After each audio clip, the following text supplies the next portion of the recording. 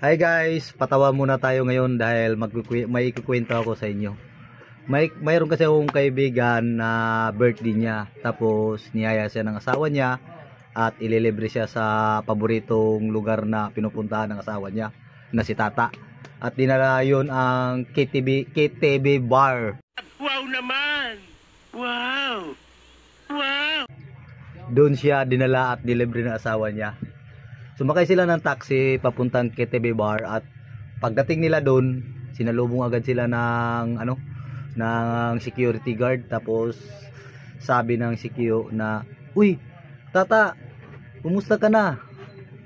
Nagtaka yung asawa at tiningnan si Tata. Sabi naman ni Tata, ano naman ang iniisip mo? Kasama ko yan sa basketball." Hindi, wala lang yung asawa. Tapos pumasok na sila. Pagbukas ng pinto, sinalubong agad sila ng ng waiter. Sabi ng waiter, "Uy, Tata, yung paborito mo bang inumin din?"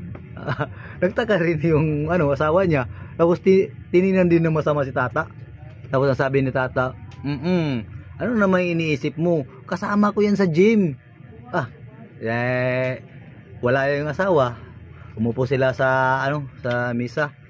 Pag upo nila sa misa, umorder na yung asawa. Tapos may lumapit na babae, yung dancer. Lumalapit, sumasayaw pa, sumasayaw. Tapos palapit sa misa nila.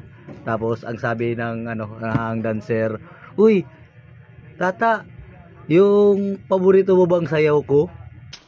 Bahala ka sa buhay mo. Ginusto mo yan eh. Nagpasarap eh. Nag-aalboruto yung mukha ng asawa at hinawakan yung tiga ni Tata palabas ng na KTV bar. Paglabas nila, sumakay sila ng taxi, pauwi agad.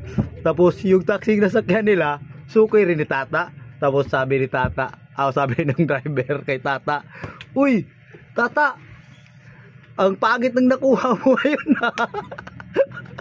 Galit na galit talaga yung asawa at sinapak si Tata.